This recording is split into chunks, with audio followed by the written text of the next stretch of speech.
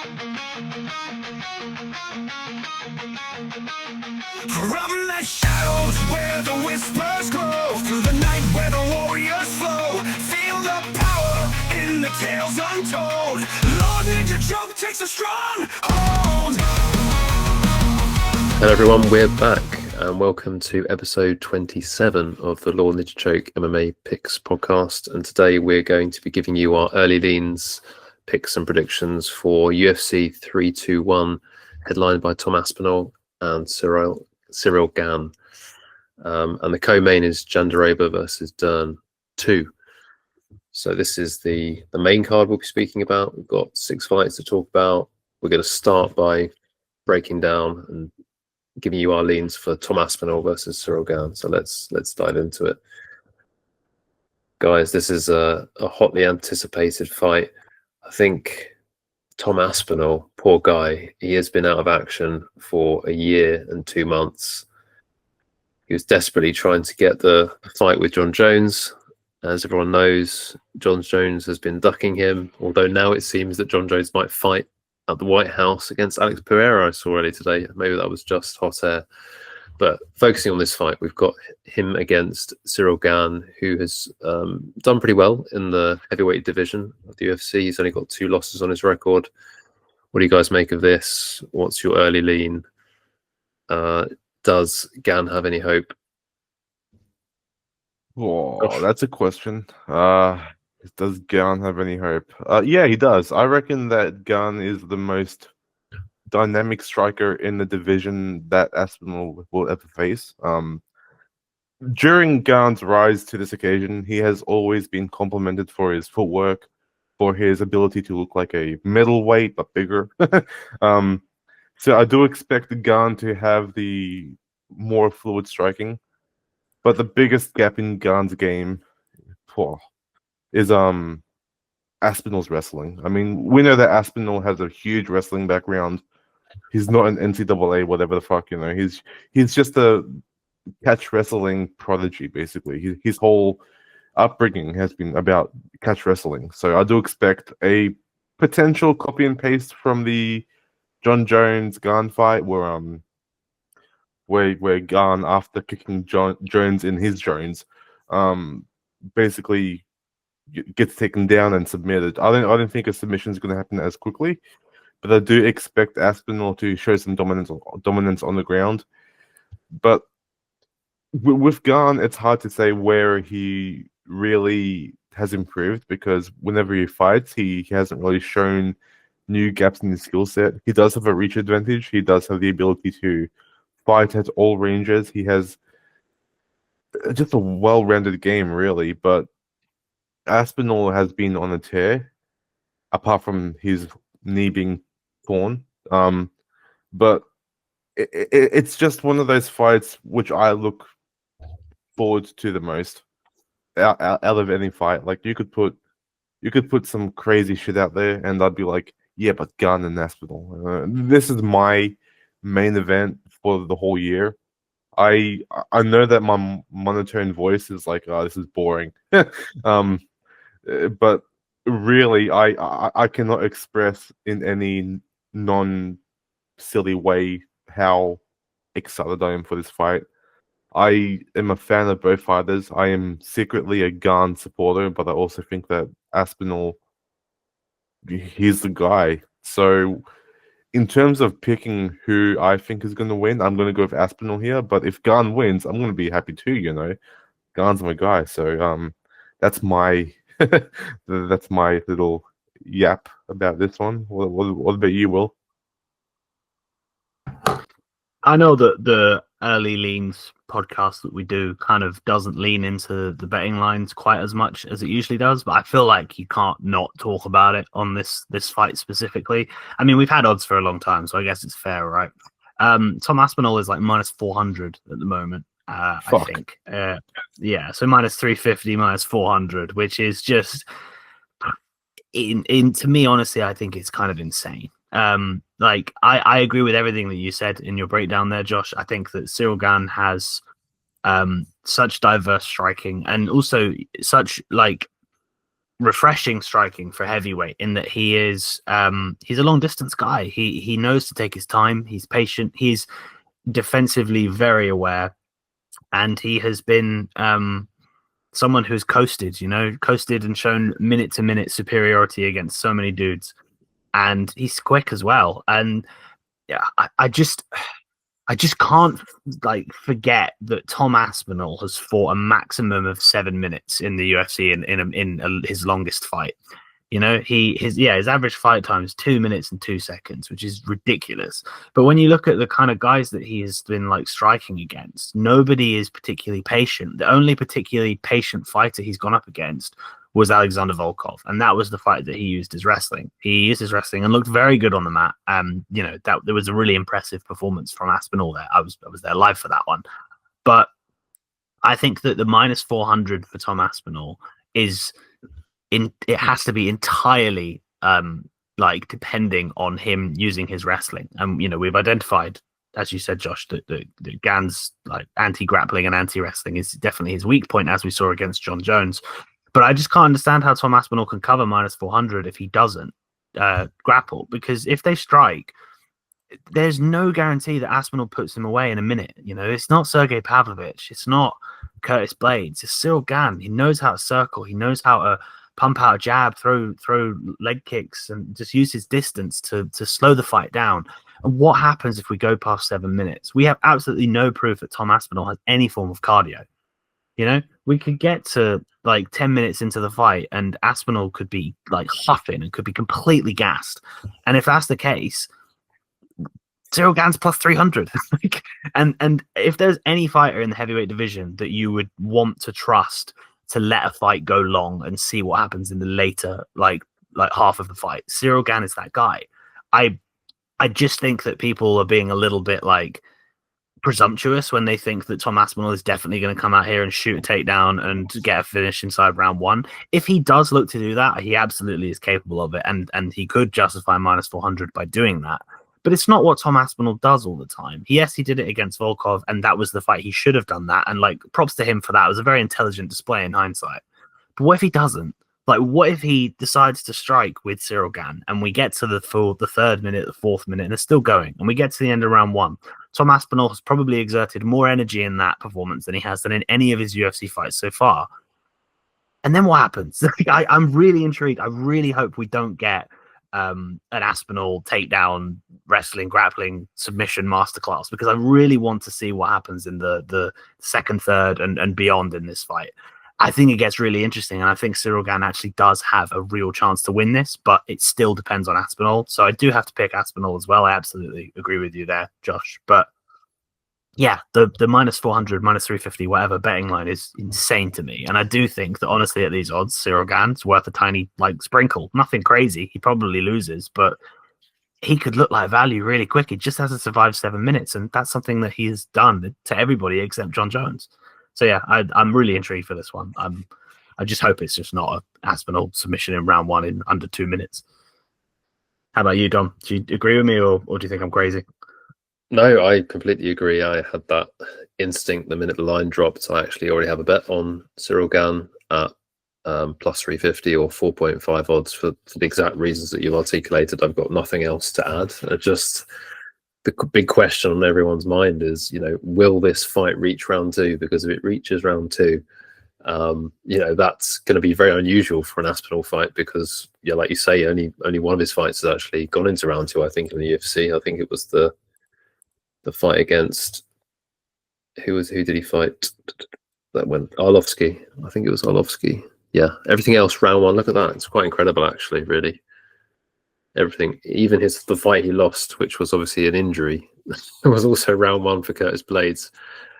But discounting that, he has got an impeccable record in the UFC. We just haven't really seen what he looks like if it gets extended. And as you mentioned, Ciryl Gane has excellent stand-up, and it is just this area down here in the grappling which is worrying, with a 43% takedown defense. It does sort of make me think, if you were going to bet Tom Aspinall at these odds at the money line, you might as well just take Tom Aspinall to win in rounds 1, 2, or 3, really, because I think that's going to give you much better odds. Probably not much better, but Yeah, I think that Gan is the betting side here, but quite comfortable to take it of Aspinall because, like you say, I think he hasn't shown any reason to not pick him, and we shall. And what will the method be? I guess it's probably going to have to be early. Yeah, I'm personally thinking it could be a submission. It's a path of least resistance. So yeah, Yeah, I agree. Submission 1 or submission 2, probably Yeah. 1 makes most sense. Yeah, the evidence suggests this could happen, given that John Jones did it and Tom's done it many times. Right, we're moving on to the next fight of the night, the co-main. Virna Jandiroba against Mackenzie Dern. I think we should go to our resident women's MMA expert. Will, how are you seeing this one? Thank you. Boy, do I have some hot takes here. I am currently just trying to rack my brain around the betting line for this one. And also just the general public perception, because apparently I see this fight really differently from everyone else. And that's kind of scary, but also kind of fun. So we will see. Yeah, I mean, we see it on screen right there. 23% picks for Dern, 77% picks for Jandiroba. Why? What do you people see? Okay, right. They've already fought before. It was quite a few years ago now. I think it was 2019, 2020, a long time ago. We know their skill sets, right? They're both grapplers. They're both subpar strikers. Jandiroba's a decent wrestler. Dern's a terrible wrestler. But they want to grapple. That's what they want to do. Every single fight that they've had, and apart from fighting each other, they've had a massive grappling advantage, pretty much. And it's don't go to the ground with these two. It's a terrible idea. Therefore, they are a completely unique fight for each other. They have this weird situation where it's complicated as to whether or not they actually want to go to the ground with each other. They fought once before, and honestly, I don't think either woman has really evolved that much. I think both of them are slightly better strikers. Jandiroba's a better wrestler, has better process. I think Dern's a better striker and has improved her striking too. But what we saw in that first fight, Mackenzie Dern is a more complete striker. She hits harder. She is the better grappler of the two. She ended up on bottom because she pulled guard against Virna Jandiroba, a strange choice and one I don't really think she probably should do here. And when they had the moments on the mat, Dern was looking for sweeps. She was looking for guard related, submissions or sweeps, and it looked like she was having success with them. Jandiroba did not look confident on top.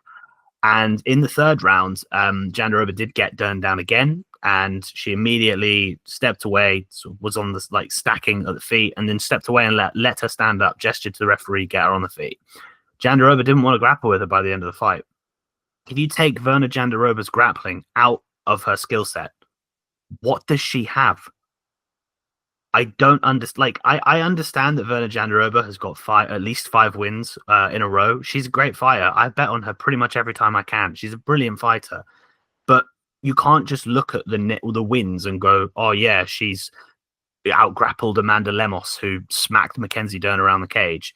That doesn't mean anything. That's just wiki capping. It doesn't work out here. You have to look at the stylistic skills and weaknesses of both women and compare and contrast. And Virna Jandiroba is a specialist. She's only good at one thing, and that is grappling.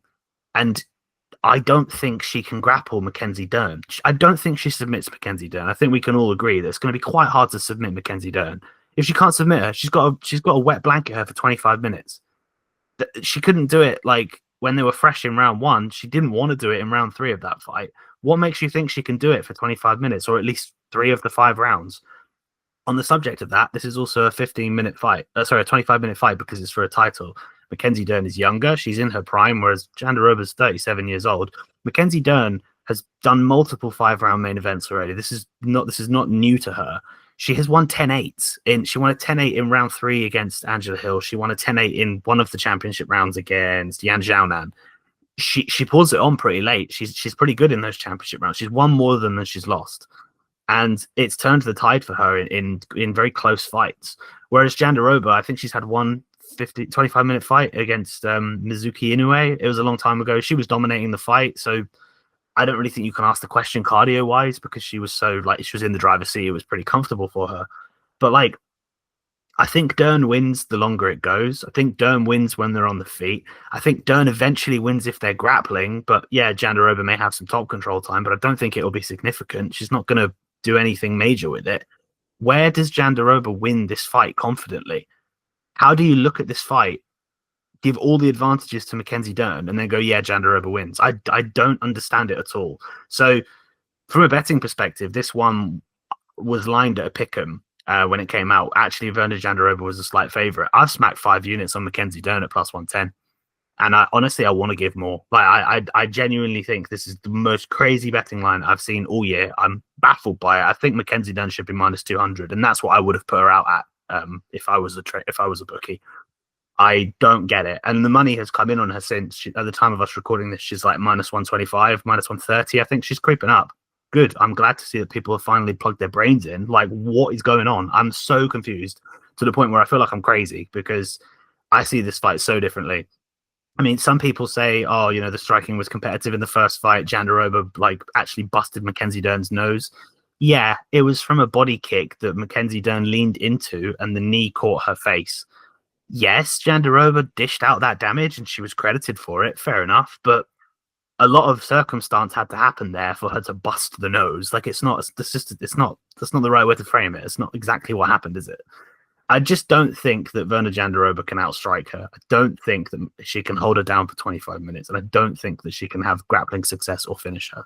I don't think she can win this fight in a replicatable way. Whereas I think Mackenzie Dern can win in all of those ways. So yeah, I mean, I'm going around in circles now. I'm quite passionate about this. I'm quite clearly very confused. I feel like I'm losing my sanity seeing everyone pick Jandiroba and seeing the betting line be so close because, like I say, I've got 5 units on it. I want to add more, but I want to be disciplined. So I'm hoping to just stay on 5 units, but we will see.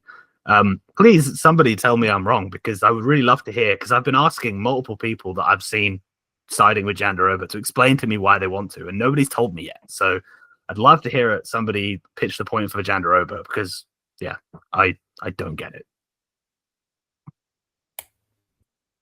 I'm not going to pitch for Jandiroba. Do you want to do it, Josh?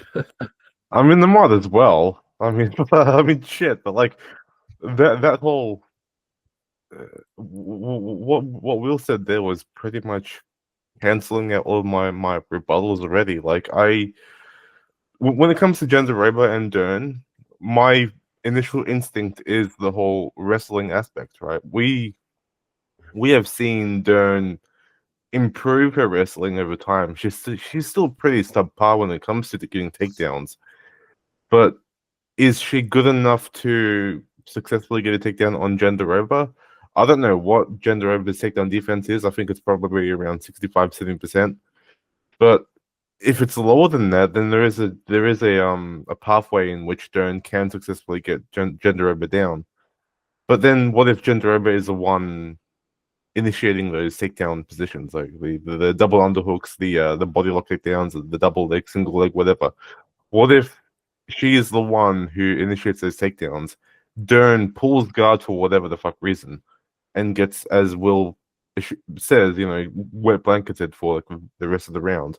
That's one scenario I see Jandiroba winning. It's going to be a really shit one because no one wants to see a title fight where there's a wet blanket, right? We want to see action. We want to see war. But this entire fight, as advertised to me at least, seems to be a EBI level of grappling fight in which both fighters try to be dominant on the ground. But then we look at other cases in which two grapplers fight and they punch and kick and whatever. They strike. And I have to look at it from a bit of an analytical perspective. And when I see Dern strike, yes, she's cleaner. Yes, she is more fundamentally sound with her boxing. But she's also repetitious. She doesn't really mix up her strikes that much that can potentially threaten Jandiroba. And I know that Jandiroba is very hittable. Maybe her eye issue, her like lazy eye could be a detriment to a point. But when it comes to Muay Thai striking, when it comes to anything that Jandiroba can do in the clinch, I do expect her to land the most damage. But then the more that Will spoke just then, the more that I realized that me being part of the cohort that's going to pick Jandiroba is probably the cohort that's going to lose money. So I am not going to change my opinion. I respect Will very, very much so. I respect his take on this, but I gotta stick with my arrogance here. And I do think that Jandiroba could pull this off because I have not seen a lot of greatness from Dern. Like whenever Dern wins, we always ask, "Is that all? Like, where did she improve?" And I mean, the improvements have been somewhat noticeable, but then again, her improvements have always been to improve to a level to where the UFC is, right? Like, her grappling is world renowned by now, right? She is one of the best grapplers in the world, but then her striking has always been subpar. And it still is kind of at a level that's reasonably good, but it's not UFC level good. It's not championship level good, right? It's not a selling point for her. And I reckon that's what Jandiroba is likely to take over. That and the fact that Jandiroba could potentially just wet blanket her. So my pick here is going to be Jandiroba, but I will be making it a very, very low confidence pick because this is a very much a coin flip kind of fight for me. And Will has done an outstanding job in telling us why Dern's the way to go. So yeah, I am mind blown. And yeah, what about you, Dom? Oh man, I hate both of these fighters. If I'm going to be completely honest, I hate watching them. I hate betting on them. So I guess it was my own fault that I didn't look into this because I definitely would have bet Dern at plus money if I'd taken a moment to think about it. But if we look at the stats here, the only thing that really stands out to me is the key things that are different here is there's a pretty big age gap. It's 5 years, but I think it's significant because Dern is like 32 and Jandiroba's 37. I think that's only relevant because it's a 5-round fight. Like Will already pointed out, I think that always favors the younger fighter, the fresher fighter. And then, like, this is just bad. Like, they've both got negative striking differentials, so they're both absorbing more strikes than they're dishing out, which you never want for someone who's going to be the champion. This is potentially going to be one of the worst champions who ever wins.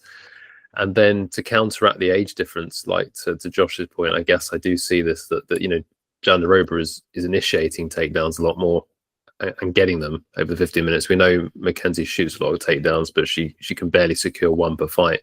So she will play on bottom.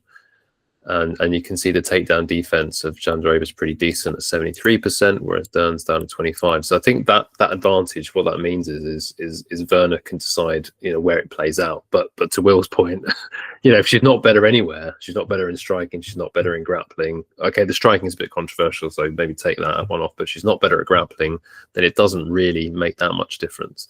So all that to say that you know. From a pick perspective, I don't have strong conviction. So Josh is on Jandiroba, Mackenzie's sorry, Will's on Mackenzie. I think I'd You probably can call me Mackenzie. I'll go by Mackenzie Dern for this week. I'm repping it hard. Like, that's fine. I'll change my name. I think there are men called Mackenzie, aren't there? I think it's not an exclusive to female name, but yeah, I think we're going to go with Dern. It's very close. That's fair. Yeah. And the reason for this is just that I feel like it's a close fight, but I think the youth should come through. I think, if I'm not mistaken, Virna Jandiroba's never had a 5-round fight, and not in the UFC, whereas Mackenzie's had quite a few, actually. I think she's had 2 or 3. So she's been the distance. Admittedly, she didn't win all of them, but she at least knows what it feels like to be in the 4th round. So for me, it's a very slight edge to Mackenzie. I would have loved to have played her at plus money. To be honest, what she's seeing at now, it's like minus 140. I'm just like, I can't touch that. Just going to sit back and not enjoy this fight. So how are we going to give the victory to Dern if she's going to win? It's got to be a decision, hasn't it? Oh, my God. I mean, I would argue potentially a submission, but I don't know. I'll let Will decide. I would say decision, but I think it's going to depend on Jandiroba's cardio, isn't it? But I guess decision's the way. Yeah, she's so submission related, and Jandiroba, if you've got good BJJ, you're good offensively and defensively typically. So probably a decision, and I will love every minute of it.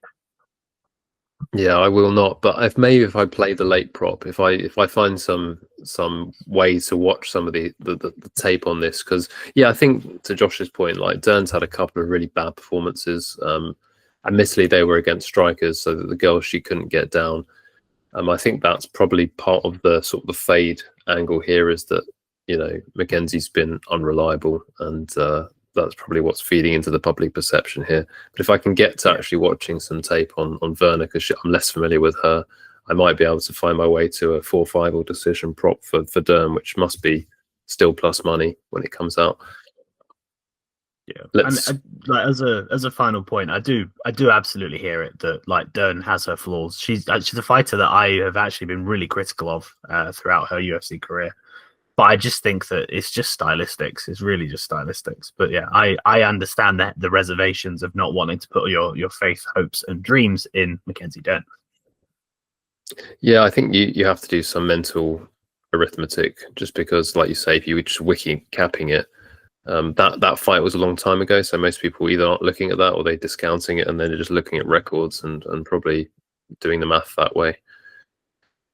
But here we have an interesting fight, which, similar to you, I probably need someone to help me with this one, because I've already bet on Jailton Almeida. He's sitting at -160 at 1.6. And for me, it seems fairly binary. We've got a striker versus grappler.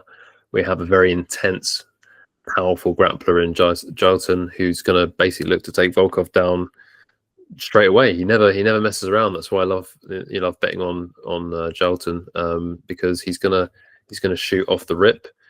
And if we take a look at their stats, you can see that. Oh, it's down here. It's the fourth fight in the stats page. He's got 6.5 takedowns. It's like Marab level, but these are heavyweights, so that's pretty impressive. So we know what his tactics are. Whereas, as you can see, pretty good takedown defense from Volkov.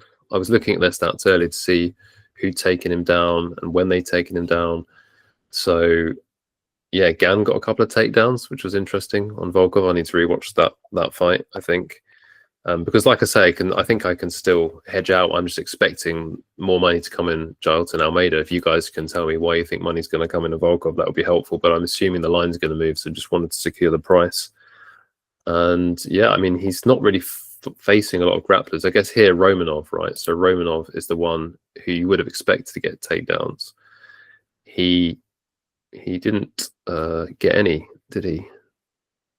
No, but he did fight Curtis Blades in 2020, and Curtis Blades did attempt 25 takedowns and landed 14 of them. So, nice. You've looked at the stats. yeah, that's the one. Sorry, this is the wrong one. This is the Gane number 1. Yeah. You said the Curtis Blades, to go back quite a bit. Yeah, 14 of 25. Yeah, the only thing that worries me about that is it was a while ago.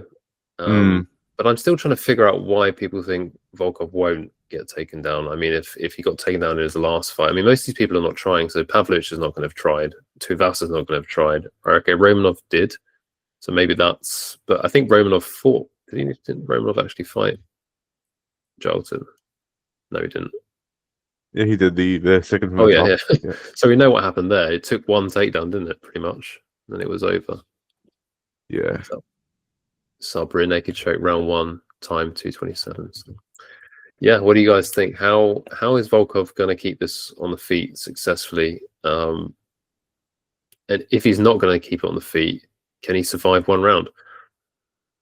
Well, I have been predicting for a long time now, and Almeida is one of the rare few fighters who I have predicted his fights to be 100% correct. So even his loss against Curtis Blades, I got that one correct perfectly. Any of his, I don't know if it's like an affinity for like Almeida, but like I just have a knack for predicting how this goes, and I don't think that there's going to be any finish here, other than potentially Volkov getting a KO. And now my only lean, I'm not leaning on Volkov here, but my only talking point about Volkov is his experience in the UFC compared to Almeida. we did have a glimpse of the stats with the Blades fight, and even though Blades did attempt 25 takedowns, he accomplished 14 of them. Sorry.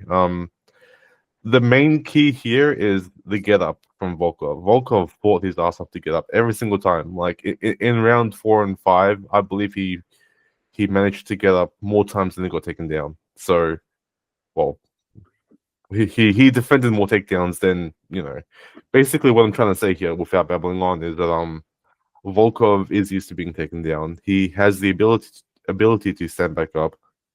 But Almeida is one of those rare instances where not only does he have good wrestling, but he's got good BJJ. And that's going to be the big difference maker here. Wrestlers tend to, and I'm going to be yelled at by some American people here, wrestlers tend to only focus on the big impacts on the ground and not so much on the good control time. I am a firm believer that BJJ is more controlled than anything else. And so I do think that Almeida's BJJ aspect of his grappling is going to help him maintain some sort of positional advantage over Volkov, because Volkov's obviously going to scurry to get back to his feet, but Almeida's going to be all over him by probably getting a body triangle or something like that. So no matter what happens on the ground, Almeida's going to be mostly in control. But then Volkov is an absolute savage on the feet. He has great boxing. He has a reach advantage. He has the height advantage to land those knees up the middle, to land a head kick. But typically when we see a taller fighter fight a wrestler, they get taken down easily because the hips are right there, right? So I am a little bit conflicted here. I don't want to put my 100% accuracy on the line here for Almeida's picks, but I guess I have to eventually. But I think we will probably see an Almeida decision win again. Most likely, yeah. That's going to be my lean here. Yeah. What about you, Will or Dom? Go ahead, Will. Yeah, I think you definitely have honed in on the right spot. In the conversation is not so much about the Volkov takedown defense, but the get-ups. That Curtis Blades fight, we looked at the stats there, a massive amount of takedowns landed, but that always implies a massive amount of get-ups too, because to take a fighter down multiple times, it means that they must have stood up in between them. And Volkov has that, and it's interesting. So for me, really, this fight comes down to just how good Jailton Almeida's top control and ability to consolidate a position is going to be. When we look at that Curtis Blades fight, the only loss he had, he was doing really well as a wrestler. He was basically just mat returning Curtis Blades for the entirety of that first round. But the lack of ability to consolidate that position is ultimately what caused him to lose the fight. Because if he'd have gotten Blades down flat on the mat in space in the middle of the octagon with time to work, he probably would have gotten to the point where he would set up some sort of submission. And because I don't think anyone in the heavyweight division, apparently apart from Derek Lewis, is like super clever enough to really be able to withstand this man if he wants to get aggressive on the mat and he has time to do it. But Curtis Blades, didn't let that happen. And then second round came around and the Travis Brown elbows came out, and it was a bit of a, maybe a fluky finish, I guess. I was on Blades there. I'm happy to say that. But that's the kind of thing Volkov's going to need. Volkov is going to need those moments where Almeida is initiating those takedowns for knees up the middle or an uppercut or any sort of strike that he can catch him with. But Volkov has to give himself the chance to by getting back to the feet. And I think he can do that, but this fight's 15 minutes. And also Volkov, he's don't get me wrong, he's an elite striker. He's one of the best strikers in heavyweight and has been for some time. But I don't respect him as like a one bomber in the same way that I do someone like Derek Lewis or Tom Aspinall or Pavlovich, for example. I think that if there's ever a guy that you wanted to face if you knew you were going to have to enter into the fire, into that scary sort of no man's land as you dive in for your takedown. Volkov's one of the guys you probably would want at the elite level. So I feel like his window of opportunity, he's not the best suited to be the one to find it. You know, like if this was Derek Lewis, I know Almeida's already fought and beaten Derek Lewis, but look what happened when Derek Lewis fought Curtis Blades, for example. That shot that he hit him with, despite the fact he was getting ragdolled and beaten, he hit him with one clean punch and he sent him timbering down to the mat. I just don't necessarily think Volkov's going to be able to do that. I just don't think he has that in his wheelhouse to necessarily like one bomb Almeida and put him to sleep before he hits the canvas. So yeah, I also have bet Jailton Almeida. I think they're minus 155, minus 160, wherever we're at the moment. I think those odds are just not tight enough, because whether it's that 15 minutes worth of like crotch sniffing, as they call it, and just mat returns like he did in the first round against Blades, and like Blades did to Volkov, or if he gets on top and has a lot more success against Volkov than maybe I expect, that covers a lot of his path to victory, and it's a lot of the fight, because Volkov really does have a puncher's chance here, in my opinion. And yeah, he gets 3 goes at it or less, in my opinion. So I do think that it should be sharper on Almeida. He should be probably in minus 200 or more range, in my opinion. So that's why I bet it. But it's going to be interesting to see how good Almeida's top control really holds up here, because like Josh said, that is really the key part to the fight. Yeah, so are we taking decision then? I think that's a pretty hot take. I didn't really give it too much thought. I just thought maybe he's just going to sub him in round 1, but I can see what you guys are saying. Volkov was obviously subbed in round 1 by Tom Aspinall, but I don't know if anyone else has subbed him. So yeah, I'm happy to go decision. I think that's interesting. I need to think about that. That's potentially a betting angle as well. So yeah, happy with this? Yep. Yeah, I like it. Cool. Right, I think we've got a couple of fights left, but they're both really interesting fights. We've got Rakić against Murzakanov. Yeah, I mean, it's interesting, isn't it? Rakić is on a 3-fight skid.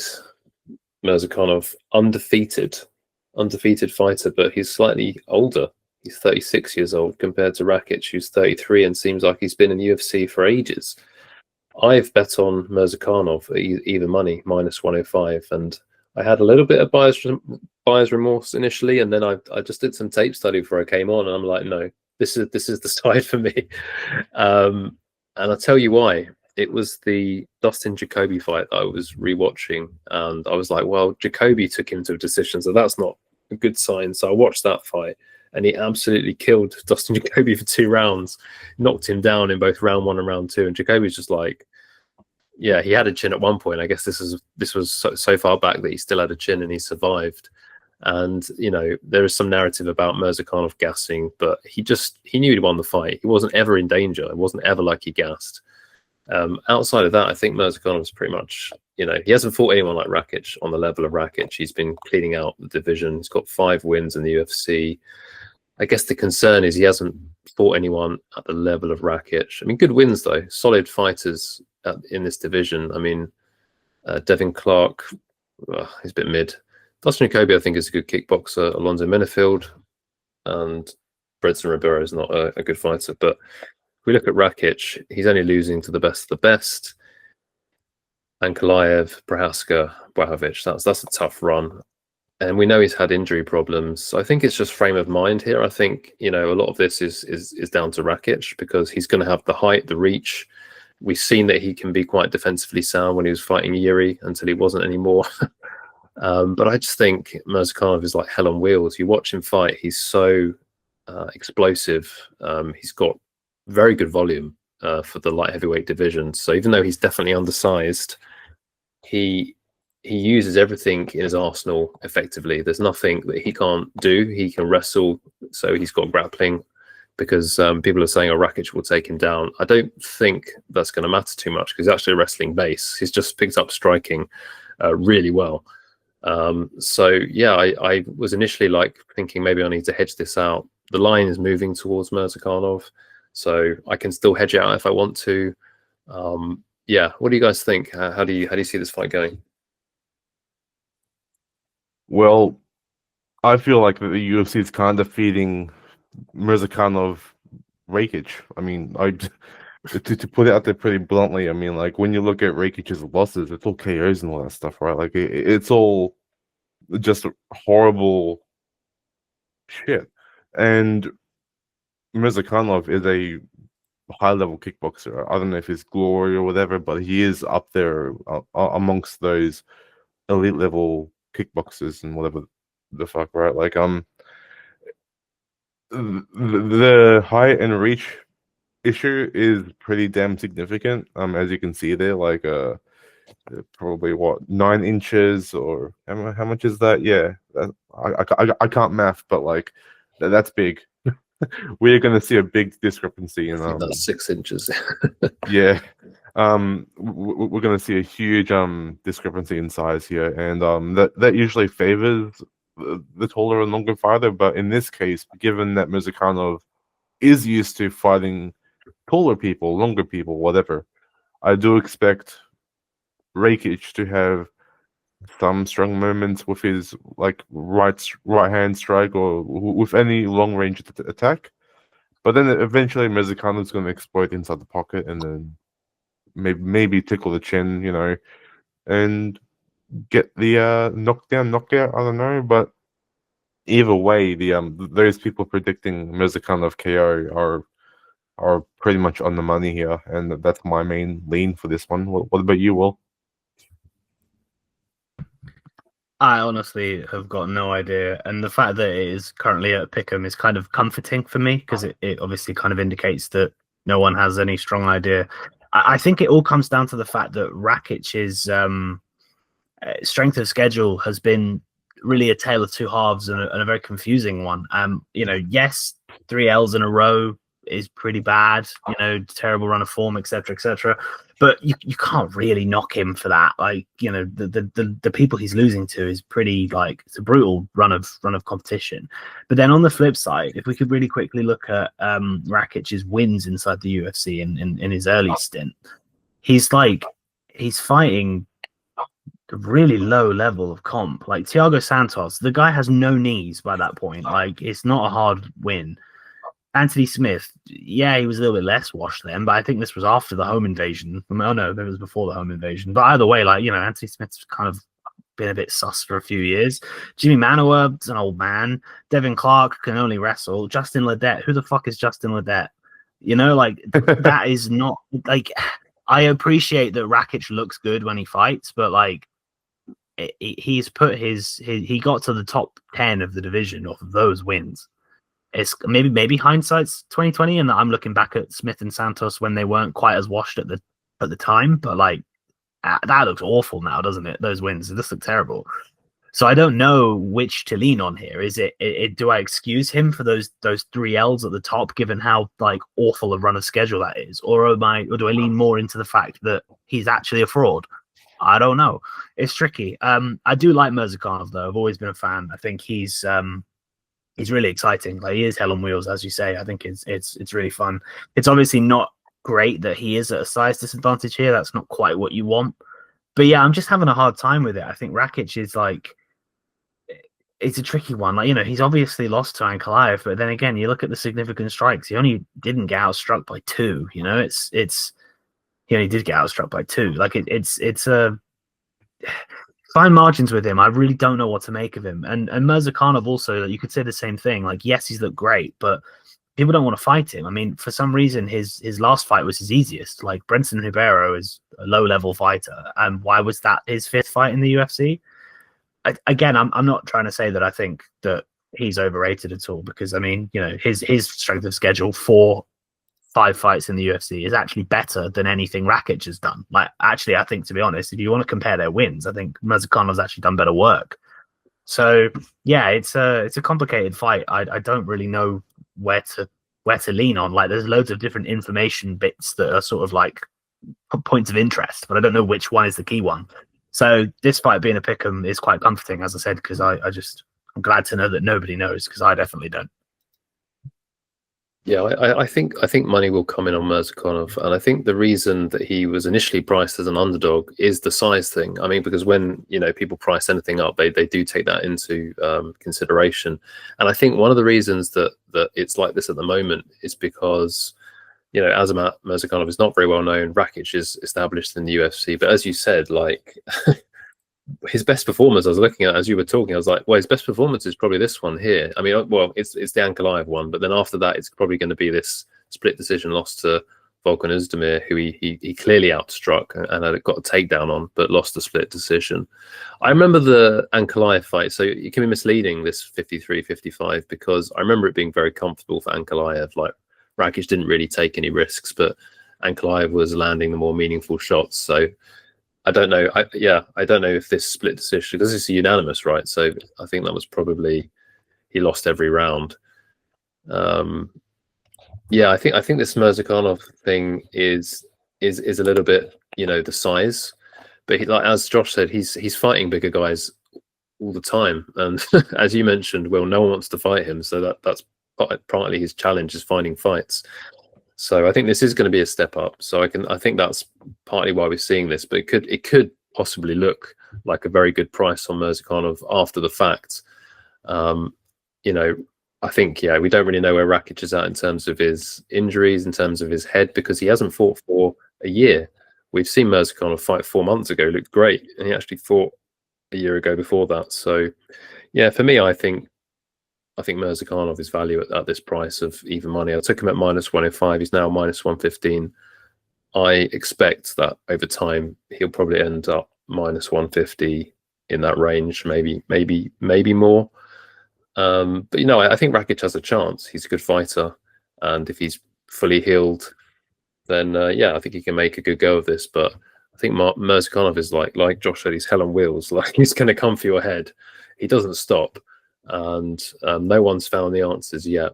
I saw some commentary about Murzakanov being heavy on the lead leg. He does like sit down his punches, and Rakić has an amazing leg kick for sure. Yeah, I think that's something he's going to employ. He's going to have to use something like that to stop him coming forward, because Murzakanov has a great jab. He's always flicking it out there. He's got a great straight left. So he's southpaw, by the way, as well. So Azamat Murzakanov is a southpaw. He's got a great overhand left as well. So his left is just like, it's money if it's a straight or it's overhand. And his body kicks are damaging. And yeah, he's really tough. He can take a punch despite being smaller. So it's one of those things. It's like, I don't want to bet on a smaller fighter, but it's one of those things until you see him troubled in some way. It's hard to bet against him. We've never really looked in trouble. I think he was only in trouble, now I think about it, I think it was the Tafon and Chukwi fight. I'm really scraping the bottom of my memory barrel here.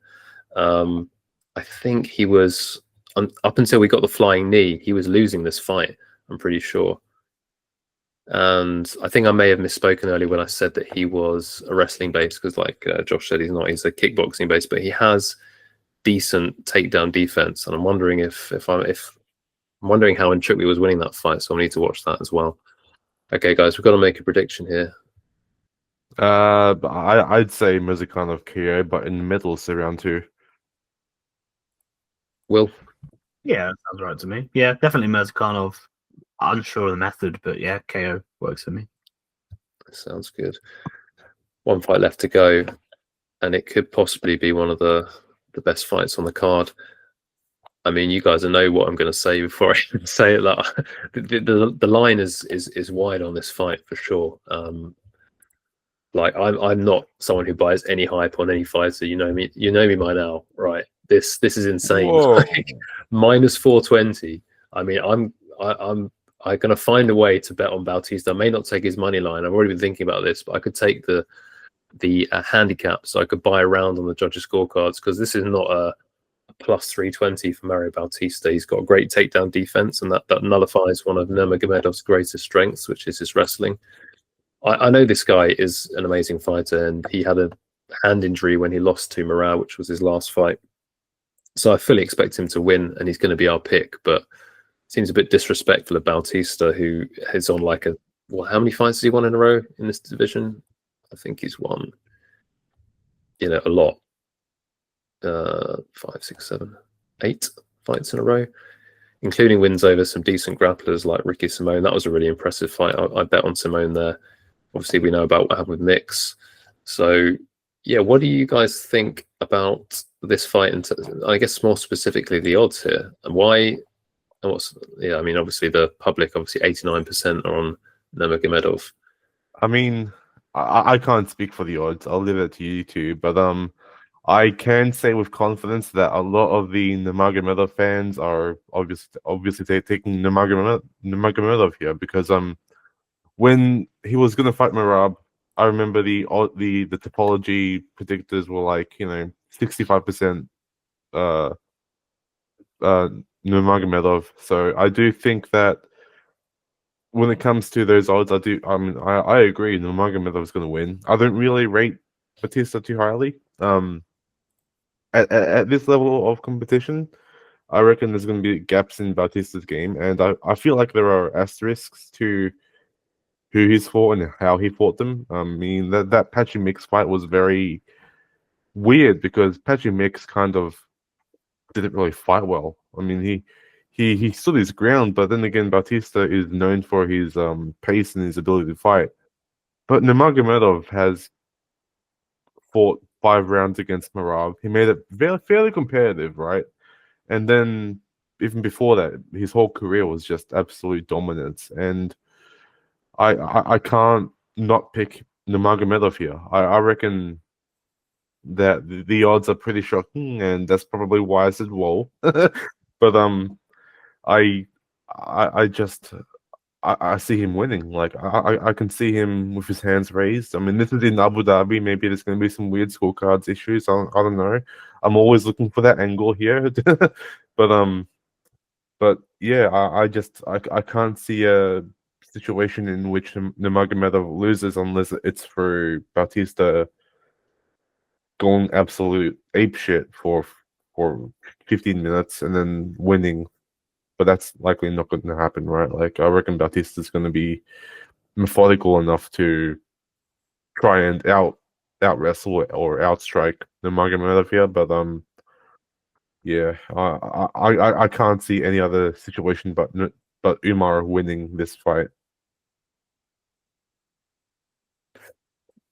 Will, have you got any other thoughts on how this fight might go out?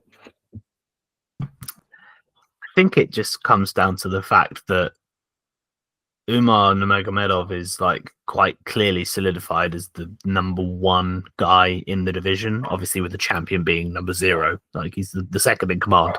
And then, the fight he had with Merab was very close by Merab standards. So I think it's quite fair to conclude on that one. Whereas Mario Bautista, we're obviously recording this before the Vancouver card, but I'm going to say it anyway. I think that Mario Bautista reminds me of Ayman Zahabi in that for some reason they just feel like an outlier when you look at the division and the top 15. I just don't feel like they deserve to be where they are.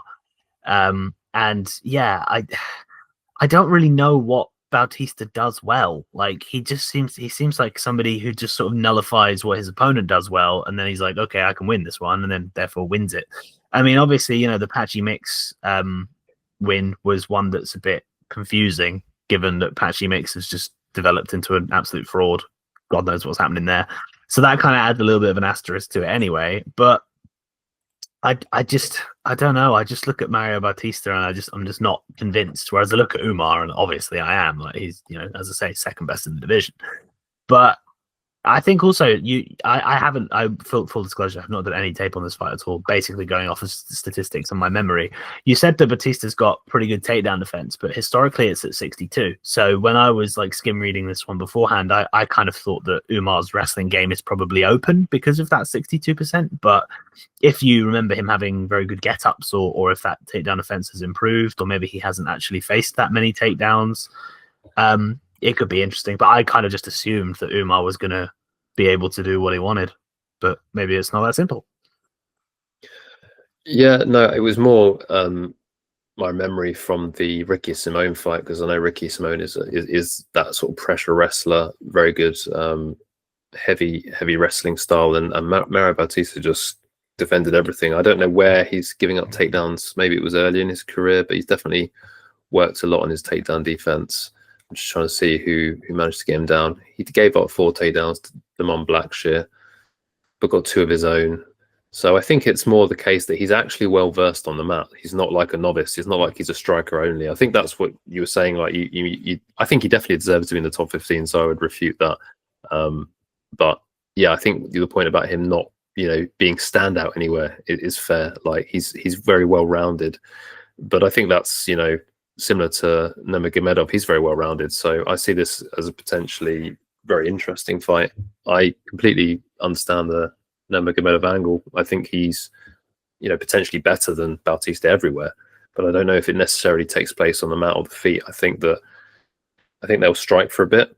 I think there'll be scrambles. I think Bautista's good on the mat. I think he can get up. I think he can make it close. So, yeah, I guess this is the pick, right? It's Nurmagomedov by decision. I don't think he's going to finish Bautista. I mean, you don't get 8 wins in a row in the bantamweight division without being pretty good. He may not have fought the best guys, but he's got some good names on his record. I think beating Simone, Aldo, and I think Damon Blackshear, I think those are good wins, right? He also beat Mars Johns as well early on. The only person he's lost to actually is, apart from Trevin Jones, is Corey Sandhagen. So, and I don't know what happened in that. Yeah, I think he got caught. It's one of those fights, right? He got caught in the Trevin Jones fight, round 2 KO.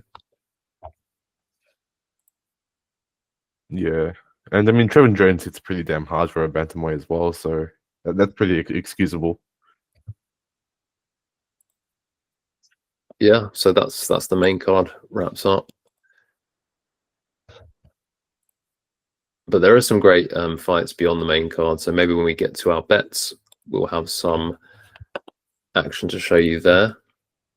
We've spoken about the main card, giving you our early leans and predictions. Guys, have you got anything to say before we wrap it up? Well, I think I speak for all Australians here. Well, I'm the only one here, but viewers and all that stuff. This card start time is shit. It starts at 2 o'clock in the morning or somewhere like that. So, yeah, I'm not looking forward to it in terms of waking up or not waking up at all. And it's going to be a slog. But for a pay-per-view, I'm down to watch it at any time. And for a card like this, I mean, it's a gift, really.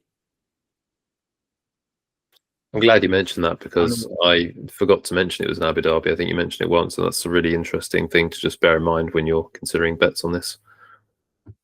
Yeah, it's a weird one, isn't it? It doesn't feel... I mean, there's some Russian fighters, but it doesn't really feel like they've leaned into it being a Middle Eastern card as much as they usually do.